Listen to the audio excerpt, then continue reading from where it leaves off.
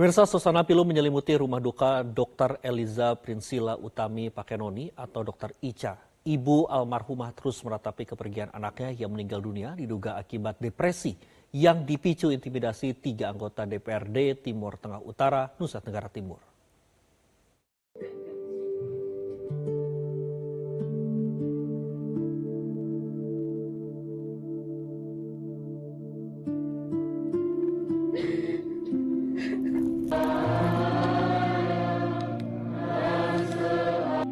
Ribuan pelayat memadati rumah duka Dr. Ica di Desa Baumata, Kecamatan Taebenu, Kabupaten Kupang, Nusa Tenggara Timur. Ribuan pelayat ini datang untuk mengikuti pemakaman Dr. Ica yang diawali dengan misa pemakaman yang dipimpin oleh Romo Valensboy beserta sejumlah pastor. Selanjutnya peti jenazah diantarkan menuju tempat peristirahatan terakhir di TPU Liliba, Kota Kupang. Dr. Ica mengalami depresi hingga berujung mengakhiri nyawanya sendiri usai diintimidasi oleh 3 anggota DPRD, 2 diantaranya diduga dalam keadaan mabuk saat mengintimidasi korban.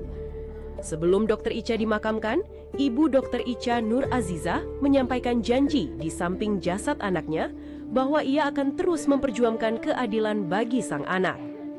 Nur terus meratapi jasad Dr. Ica sebelum ibadah pemakaman dan penutupan peti jenazah. Nur menyatakan akan terus memperjuangkan keadilan bagi anaknya dan berharap para tenaga kesehatan lainnya tidak mengalami hal serupa.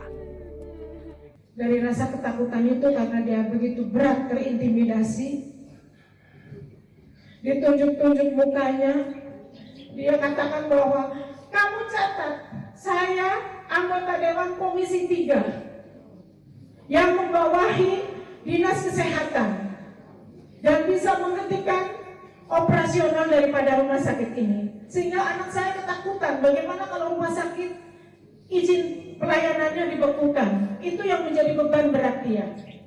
Jadi pada kesempatan hari ini anak saya akan pergi meninggalkan kami.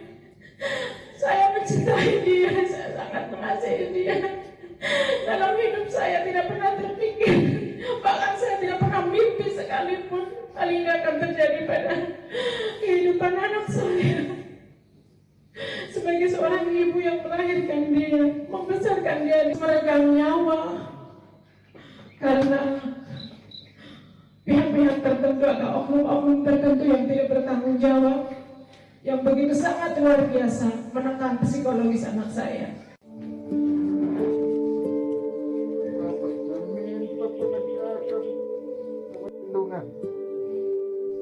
Ayah dan ibu Dr. Ica Pakenoni pun tidak kuasa menahan tangis ketika Gubernur NTT melayat ke rumah duka.